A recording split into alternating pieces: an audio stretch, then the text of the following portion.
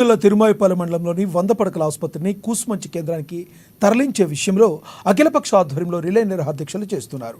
10వ రోజుల దీక్షలో పాల్గొన్న నాయకులకు సిపిఎం మండల పార్టీ కార్యదర్శి కొమ్ము శ్రీను కృతజ్ఞతలు తెలిపారు.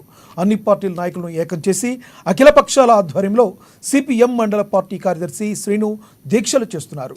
ఇప్పుడున్న ఈ 30 పడకల ప్రభుత్వ ఆసుపత్రిని 100 పడకల ఆసుపత్రి చేయాలని గతంలోనే తాము ప్రభుత్వంలోనే పోరాటం సాధించుకున్నామన్నారు. అలాంటి 100 పడకల ఆసుపత్రిని కూసుమంచి మండల కేంద్రానికి మార్చడం దారుణమని ఫైర్ అయ్యారు. ఇలాంటి చర్యలను ప్రభుత్వం మానుకోవాలన్నారు. ఈ నిర్ణయాన్ని ప్రభుత్వం వెంటనే వెనక్కి తీసుకోకపోతే భవిష్యత్తులో భారీ మూల్యం చెల్లించుకోక తప్పదని హెచ్చరించారు.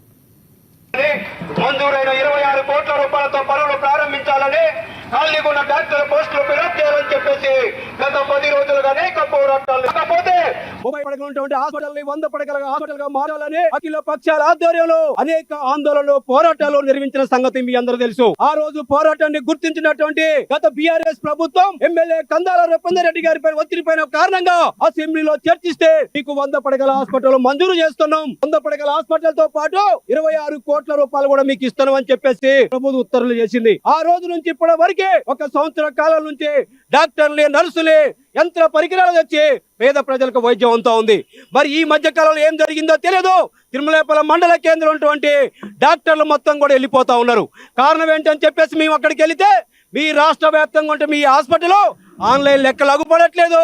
ఎక్కడ కూడా మేము ట్రాన్స్ఫర్స్ పెట్టుకోవడం కానీ, పోస్టులు పెట్టుకోవడానికి కానీ ఎక్కడ కూడా అగుపట్లేదు అని చెప్పేసి వాళ్ళు మద్దతు తీసుకోరు. పేదలకు ఉన్నటువంటి తిరుమలాయపాలెంలో వ్యవసాయ కూలీలు కానీ, సన్న చిన్నకారు రైతాంగం కానీ, చేతి వృత్తులు కానీ, వివిధ సామాజిక వర్గాల ప్రజలందరూ కూడా వెనకబడి ఉన్న ప్రాంతాల్లో ఉన్నాయి.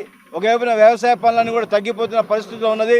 ఆర్థికంగా ఈరోజున పేదలందరూ కూడా చిరిగిపోతున్న పరిస్థితులలో మూలిగా నక్క మీద తాడిగా పడ్డట్టుగా అరాకొర ఉన్న సౌకర్యాలను ప్రభుత్వ హాస్పిటల్ను కూడా తీసివేయడం అనేది సరైనది కాదనేది.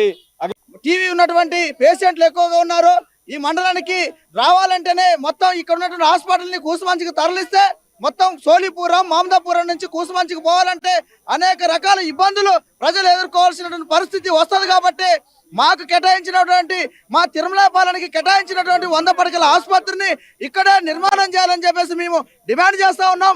అదేవిధంగా మండల హెడ్ క్వార్టర్లో పబ్లిక్ టాయిలెట్స్ లేవు, వాటర్ సదుపాయం లేదు. కాబట్టి వీటన్నిటి కూడా దృష్టిలో పెట్టుకొని మొత్తం కూడా నిర్ణయం చేయాలని చెప్పేసి సిపిఎంఎల్ నూడెంపగసి పార్టీ తరఫున మేము ఈ ప్రభుత్వాన్ని